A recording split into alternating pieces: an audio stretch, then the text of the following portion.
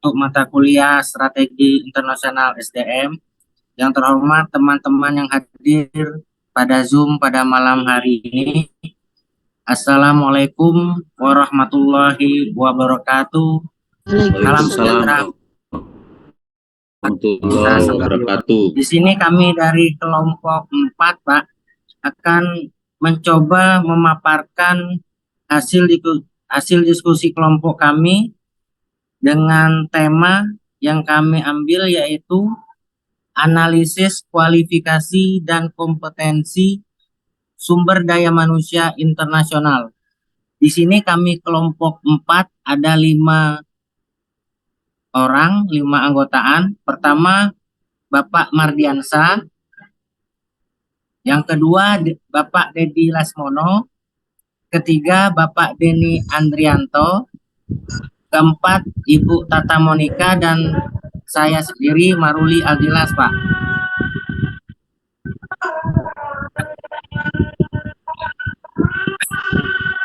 Langsung saja, Pak. Di sini teori kualifikasi dan kompetensi. Dalam Kamus Besar Bahasa Indonesia, kualifikasi adalah keahlian yang diperlukan untuk melakukan sesuatu atau menduduki jabatan tertentu. Jadi kualifikasi ini mendorong seseorang untuk memiliki suatu keahlian atau kecakapan khusus. Sedangkan dalam teori kompetensi, kompetensi ini dapat digambarkan sebagai gabungan keterampilan, pengetahuan, dan atribut untuk menghasilkan pekerjaan atau tugas dengan standar yang ditetapkan. Kompetensi ini adalah seperangkat karakteristik ataupun keterampilan yang dapat dibuktikan yang memungkinkan dan meningkatkan efisiensi kinerja pekerjaan. Agustian et al. Tahun 2018. Berikut uraian kualifikasi dan kompetensi SDM internasional. Kualifikasi SDM yaitu kredensial yang membekali kita dalam pengetahuan tentang perekrutan dan manajemen karyawan.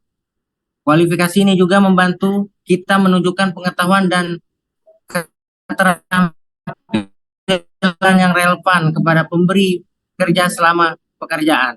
Contoh kualifikasi SDM yaitu gelar sarjana, salah satunya.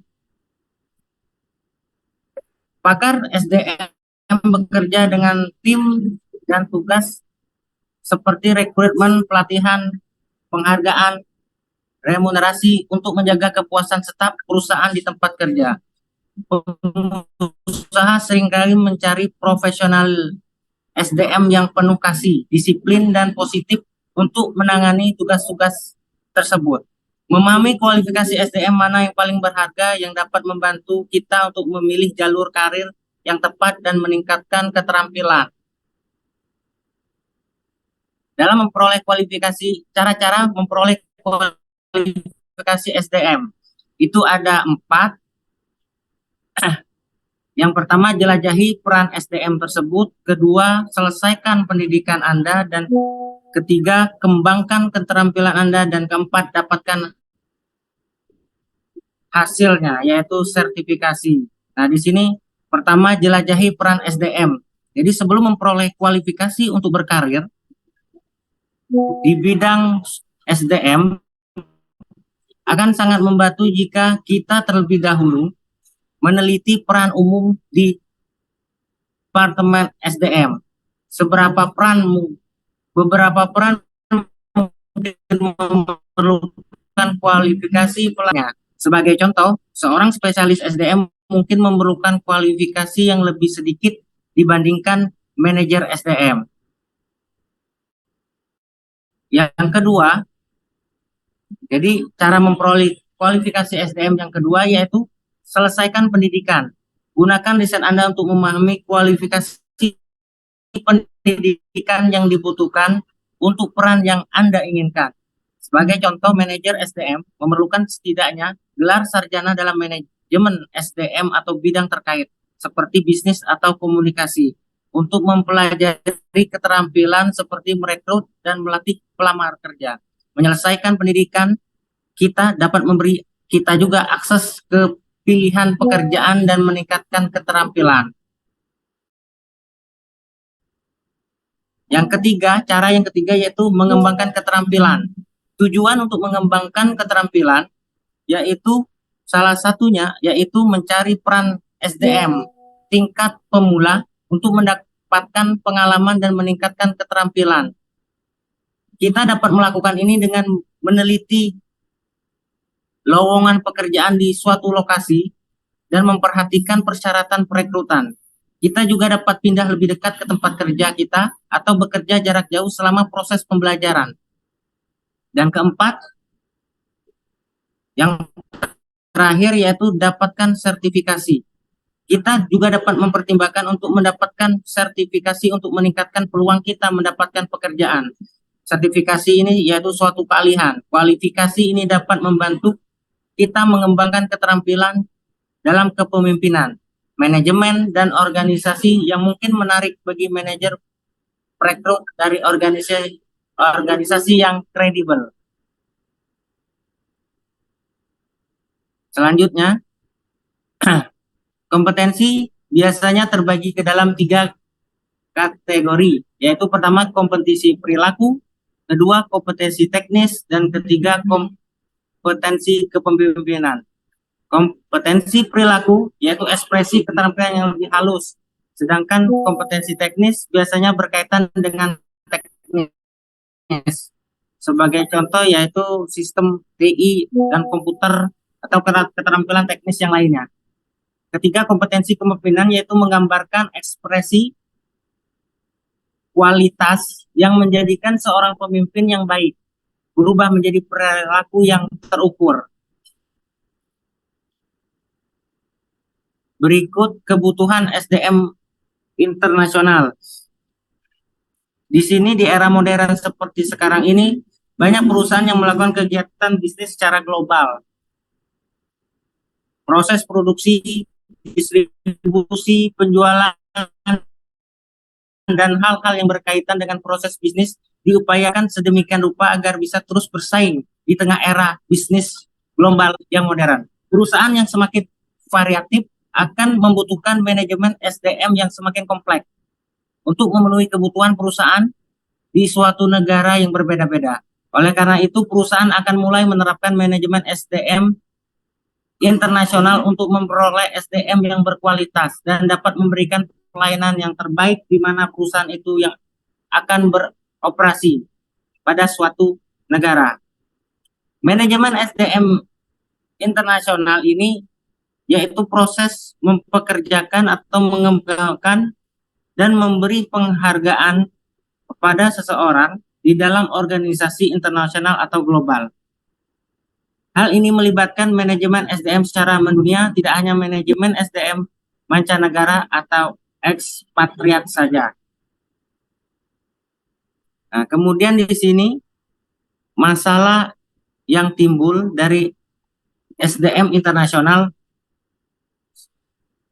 dari masalah utama perusahaan ini seperti yang terlihat pada diagram yang telah kita buat, itu salah satunya persaingan global, kedua pengangguran, ketiga tanggung jawab sosial, keempat kesehatan, makanan, dan perumahan, kelima masalah yang terindikasi, keenam etika, ketujuh keragaman dunia kerja, dan kedelapan pertumbuhan penduduk. Jadi satu kesatuan menjadi masalah utama. Selanjutnya, nah di sini penanggulangan salah satu yaitu penanggulangan masalah SDM internasional dilakukan dengan menggunakan jasa pengacara atau konsultan spesialis. Sedangkan dengan masalah keragaman, gugus kerja, kesadaran budaya itu masalah keragaman gugus kerja yaitu kunci keberhasilan seberapa baik kebijakan SDM itu bisa diintegrasikan atau diimplementasikan. Sedangkan kesadaran budaya harus diperhatikan karena dapat menghambat keberhasilan. Ini mulainya cikal bakal internasionalisasi SDM, sejarahnya. Secara tapi ini secara apa? Disingkat aja, setiap negara itu mulai mengarah kepada kajian tentang keuntungan kompetitif dari SDM internasional dan teori konsekuensi sosial dan ekonomi, dan pada akhirnya akan membahas sumber dari keuntungan kompetitif. Saat ini hingga ke depannya nanti perdagangan internasional akan semakin penting, sehingga secara tidak langsung memerlukan SDM yang bermutu juga sesuai dengan kualifikasi yang dibutuhkan untuk memenuhi kebutuhan transaksi dunia. Selain itu, investasi perusahaan multinasional juga turut meningkatkan pertumbuhan ekonomi dunia, di mana lebih dari 1/3 aset industri swasta berskala besar dimiliki perusahaan multinasional. Konsekuensinya, organisasi yang dibangun hendaknya dapat menjawab kebutuhan pertumbuhan dan perkembangan dunia dengan organisasi yang multinasional. Berikut karakteristik bidang SDM internasional dilakukan dengan 3 pendekatan, yaitu pertama dengan menekankan manajemen lintas budaya, yaitu melihat perilaku manusia dalam berorganisasi dari perspektif internasional. Kedua, dikembangkan dari hubungan industrial komparatif serta literatur manajemen SDM dan berusaha untuk menggambarkan, membandingkan, dan menganalisis sistem SDM di beberapa negara. Ketiga, berusaha untuk memberikan fokus pada aspek manajemen SDM di perusahaan-perusahaan multinasional. Nah, berikut 3 pendekatan. Hal-hal yang mempengaruhi perbedaan manajemen SDM antar negara, yaitu pertama perbedaan budaya antar negara, pendidikan, kedua pendidikan, perbedaan tingkat pendidikan antar negara juga mempengaruhi manajemen SDM antar negara. Ketiga, sistem ekonomi setiap negara yang berbeda-beda, sistem politik, dan terakhir keempat yaitu sistem politik di setiap negara. Berikut kesimpulan yang kami ambil.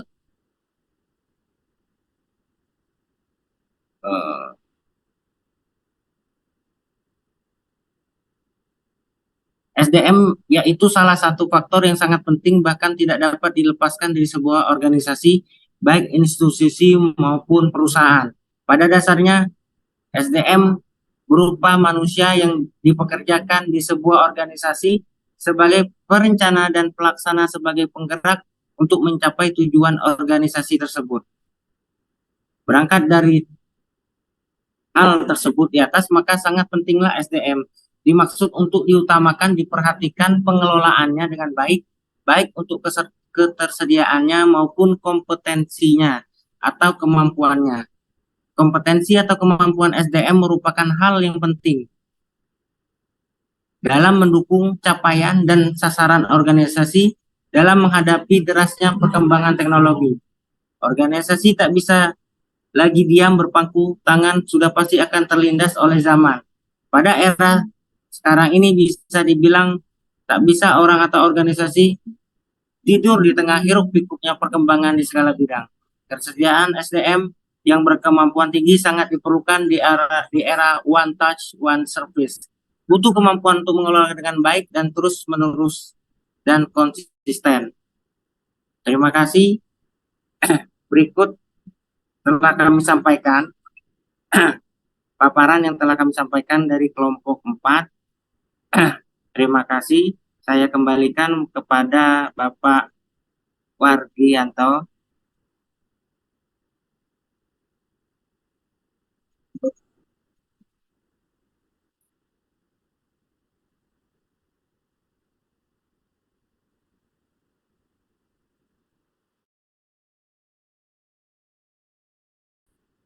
Terima kasih Pak Maruli. Silakan Bapak Ibu yang ingin memberikan masukan atau pertanyaan, silakan.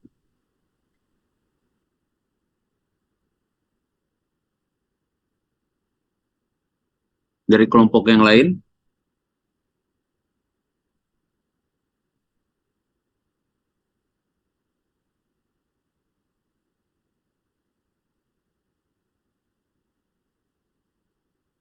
Jadi di sini kelompok Pak Maruli yang terdiri atas Pak Mardiansa, Pak Dedi Lamono, Pak Denny Andrianto, dan Ibu Tata Monika mencoba menggali tentang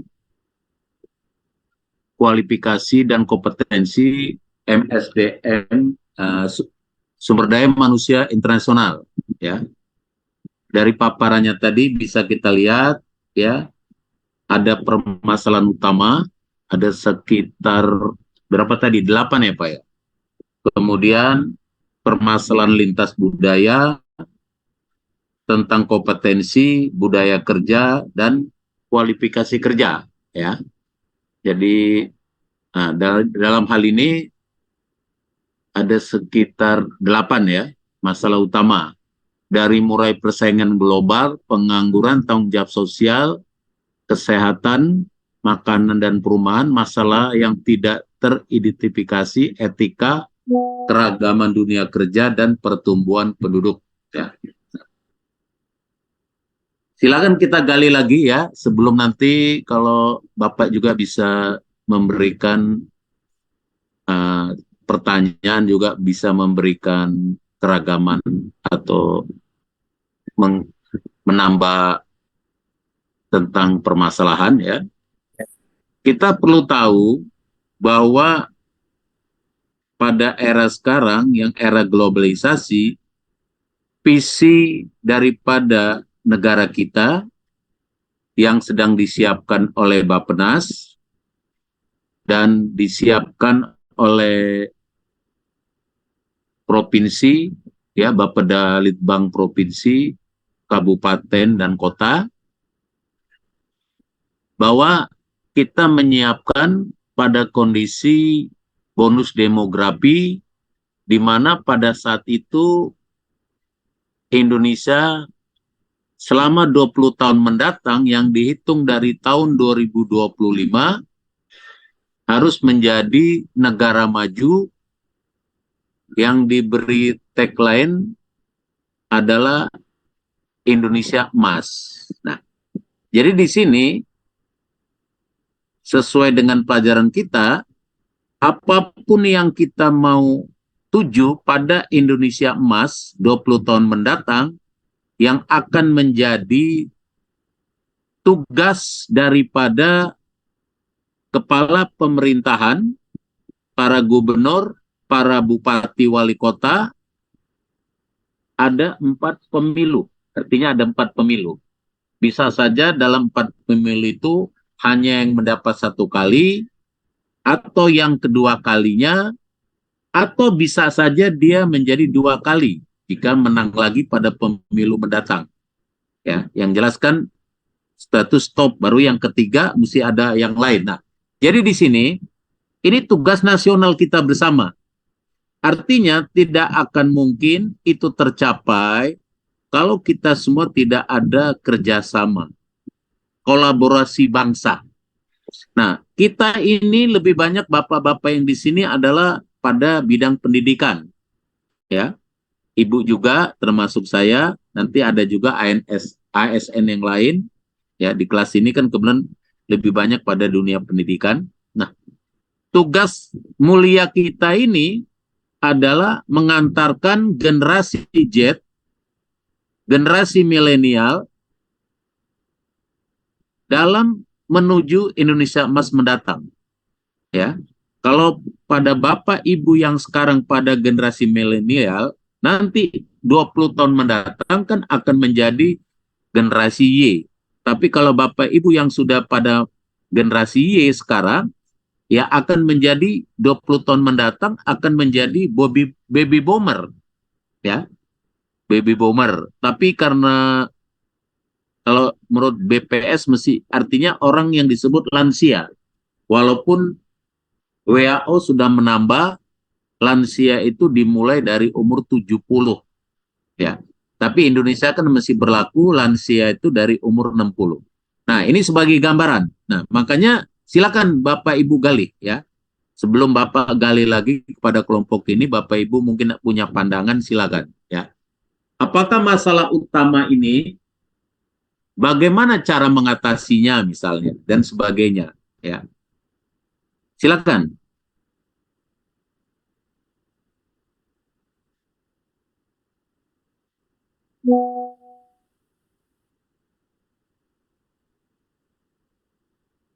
Baik, Bapak Ibu, yang lain ada pandangan?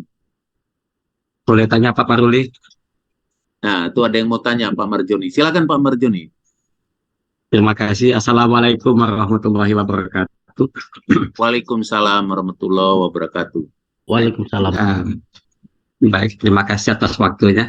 Saya tujukan kepada Pak Maruli terkait dengan yang dipaparkan oleh Pak Maruli tadi, pengaruh budaya terhadap kualitas SDM. Kita tahu bahwa Indonesia ini berbagai macam budaya, banyak sekali budaya. Jadi seperti Padang itu punya SDM yang luar biasa tentang pasar, jadi penguasaan pasar. Kemudian juga Malang, kita berbagai daerah dengan berbagai macam juga SDM yang muncul. Nah, saya mau tanya sama Pak Maruli, sejauh mana pengaruh banyaknya budaya yang ada di Indonesia itu yang mempengaruhi SDM Indonesia secara global itu, Pak Maruli. Terima kasih Pak Maruli. Assalamualaikum warahmatullahi wabarakatuh. Waalaikumsalam warahmatullahi wabarakatuh. Kita tampung dulu ya. Ada pertanyaan lagi?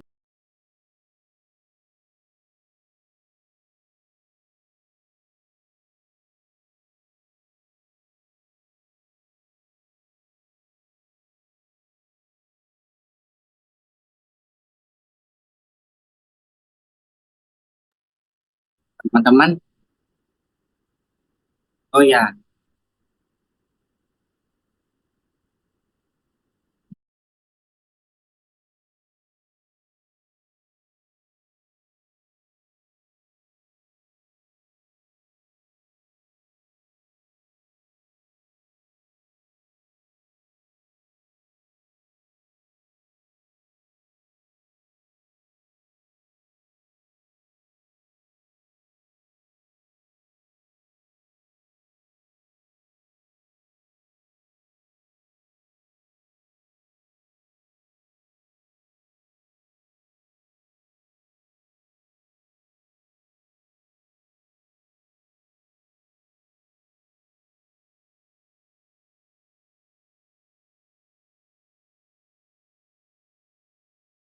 terima kasih.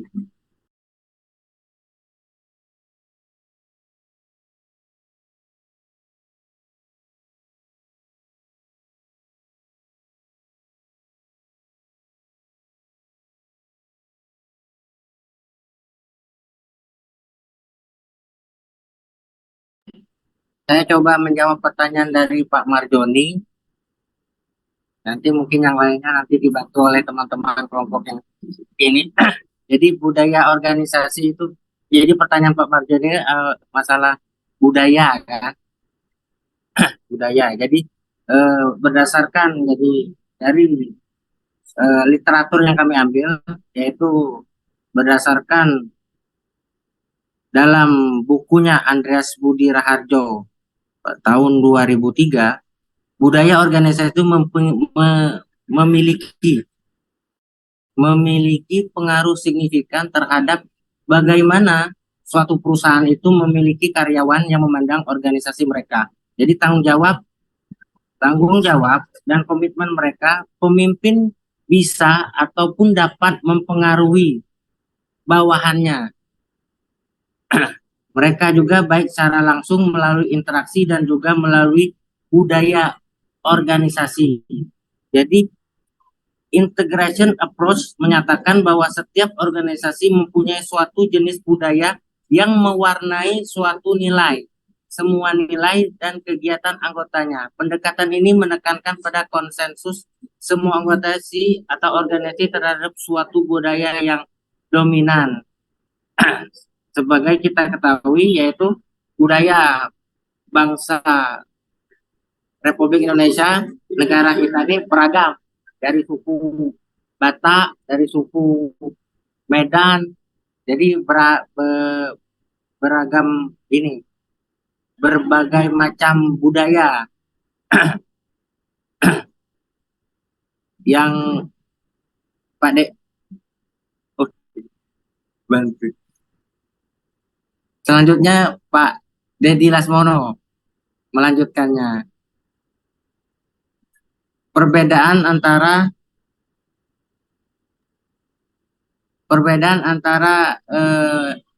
SDM internasional dengan lokal kayak gitu.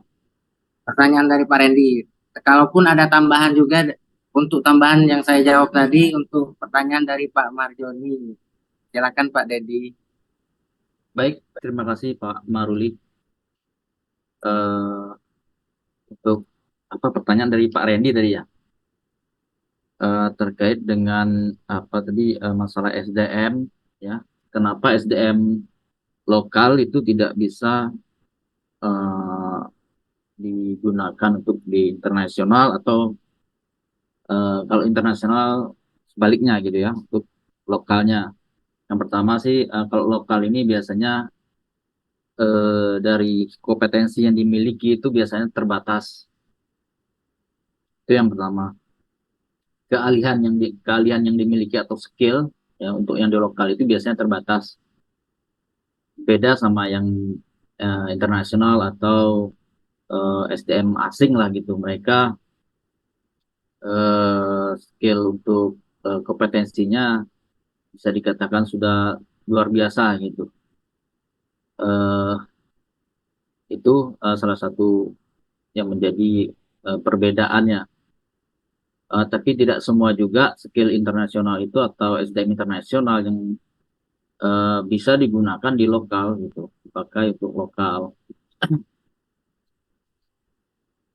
Yang untuk SDM yang lokal tadi itu, contohnya misalnya terkait dengan pekerjaan yang sifatnya masih sederhana gitu, yang belum uh, siap untuk dipakai di kancah internasional gitu.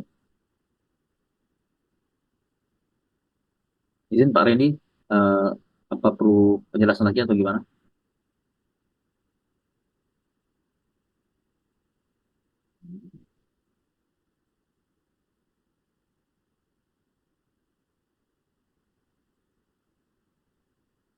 Ya. Hmm.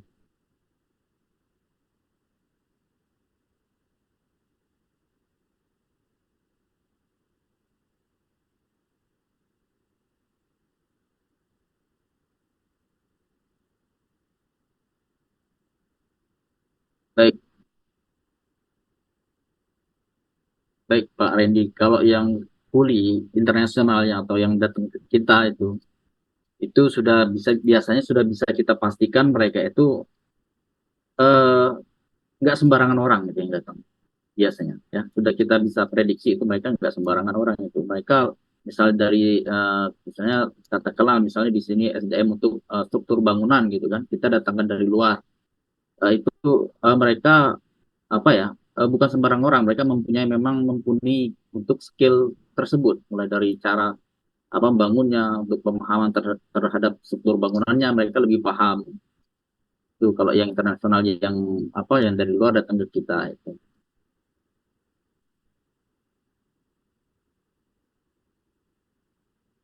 Itulah jawaban dari kelompok kami, Pak. Kalau ada teman-teman lain juga mau menambahkan, siapa tahu ada tambahan untuk pertanyaan dari Pak Randy, boleh dibantu.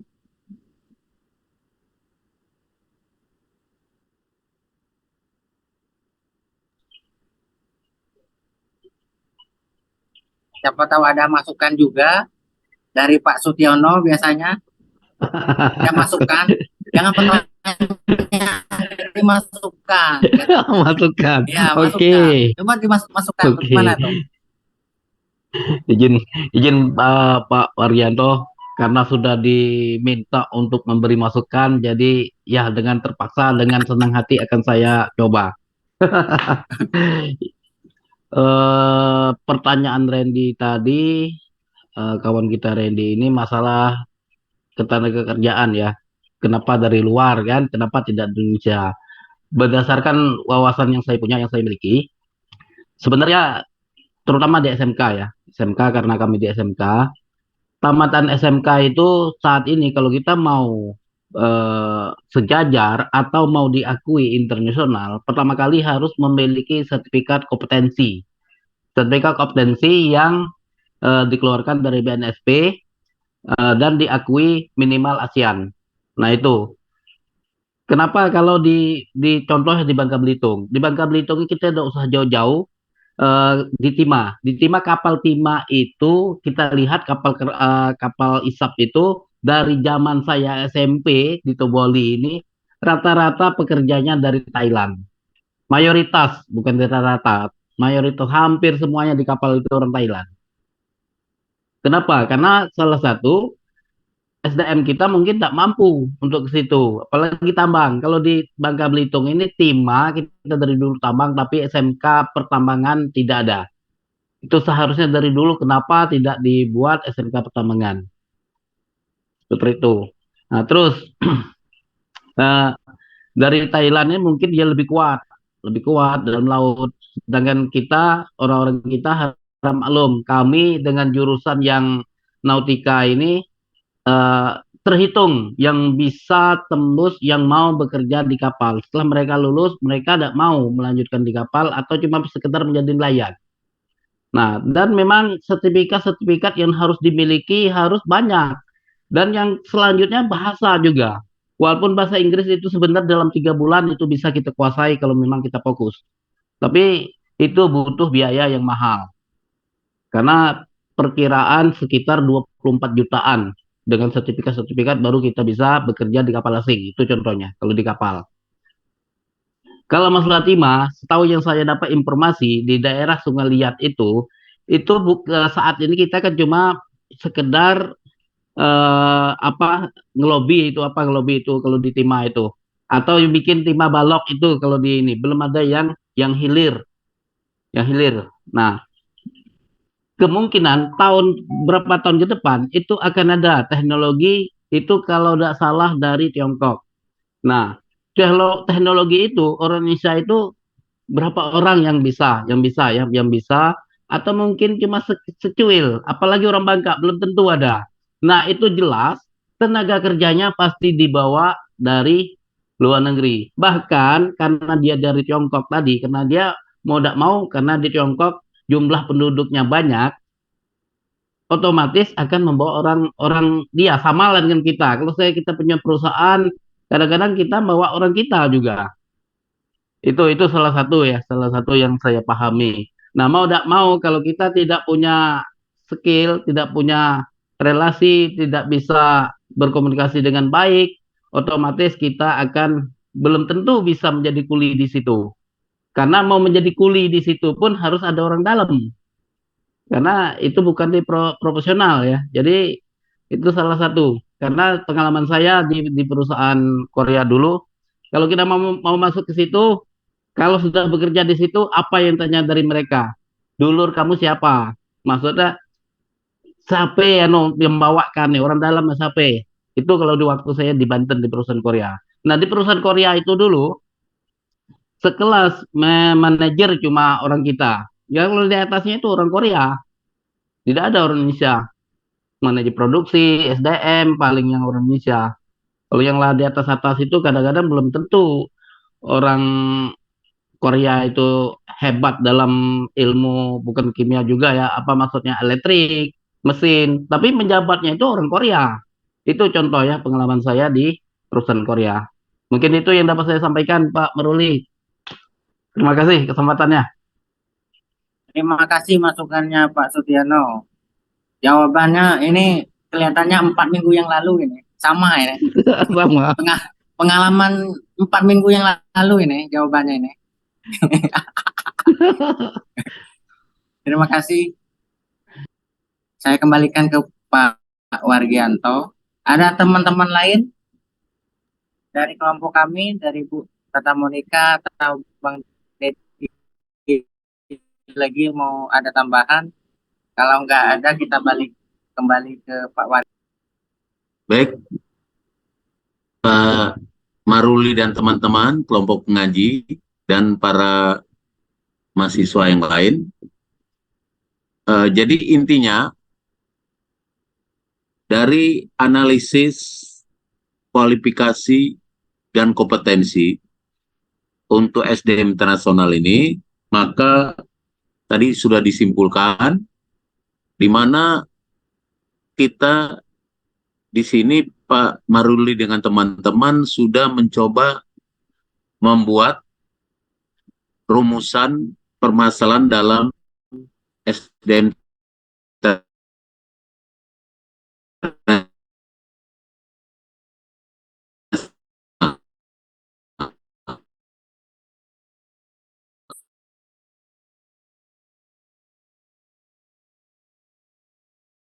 ya. Suara nggak jelas.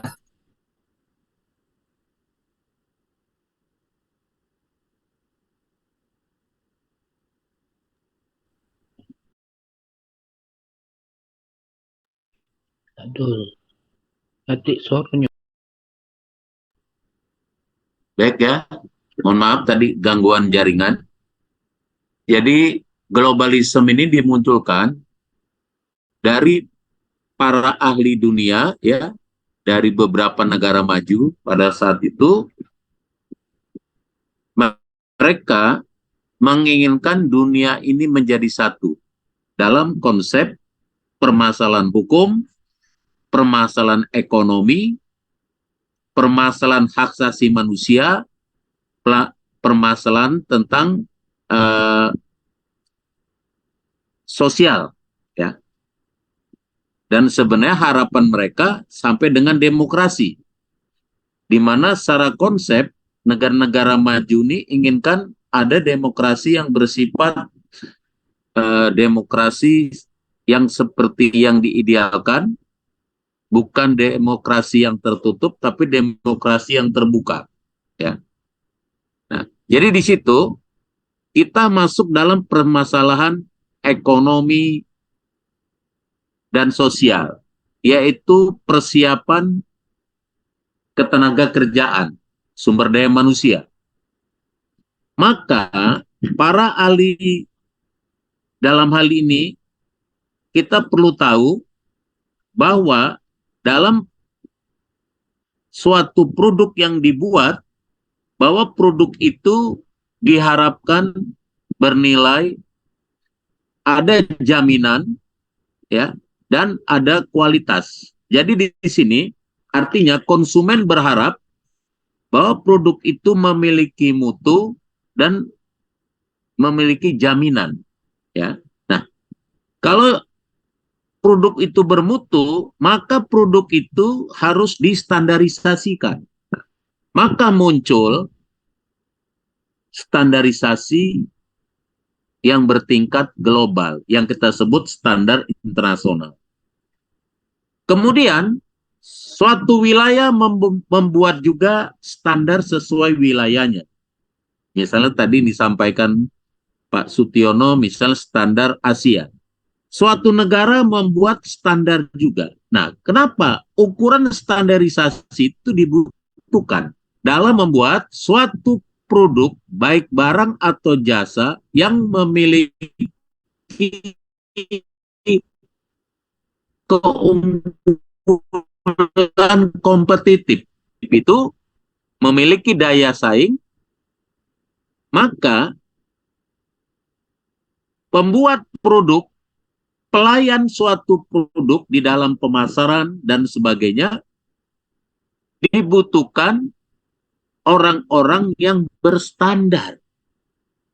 Kalau produk ini mau dijual ke internasional, harus memiliki standar yang disepakati secara tingkat daerah tertentu atau tingkat wilayah tertentu.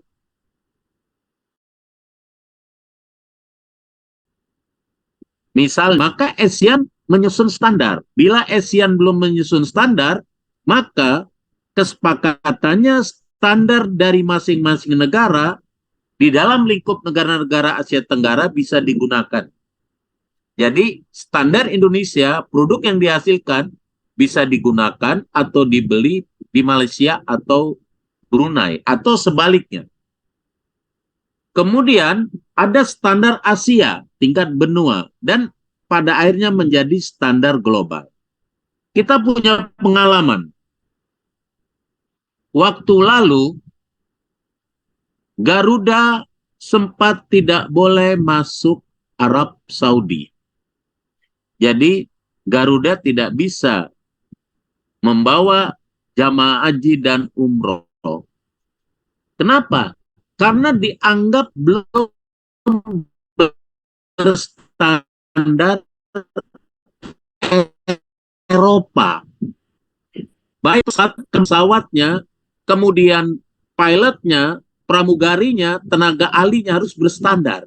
Supaya terjamin angkutan ini tidak terjadi musibah. Termasuk ketepatan waktu dan sebagainya. Nah, akhirnya Garuda Indonesia melakukan perbaikan. Itu pernah terjadi. Dan sebaliknya, Indonesia sudah diakui produknya berstandar global yang dibuat di Tangerang. Bapak Ibu tahu kan, ada produk internasional yang dibuat di Tangerang. Siapa ya yang Bapak Ibu kalau berolahraga atau menggunakan yang casual, maka ada produk-produk sepatu. Nah, karena produk itu dibuat di Indonesia, tetapi begitu produk ini ingin dijual keluar, maka produk ini harus berstandar kepada negara tujuan. Nah, untuk amannya produk itu, jadi perusahaan Indonesia mendapat pekerjaan outsourcing dari perusahaan negara yang bersangkutan, boleh dibuat di Indonesia. Nah, perusahaan Indonesia ini menggunakan tenaga kerja Indonesia. Orang-orang tertentu saja tenaga ahlinya yang dari negara lain. Contoh sepatu, contoh alas kaki. Pernah dibuat di Indonesia, dijual ke negara-negara lain. Ya, nanti mereknya sudah dicap, dia kenapa? Karena ternyata dengan sistem jaminan mutu, apakah dengan ISO dan lain sebagainya, perusahaan ini ternyata sudah berstandar global. Itu contoh. Tapi sebaliknya, pada kasus terakhir ini ketenaga kerjaan, kita ini pemerintah dan DPR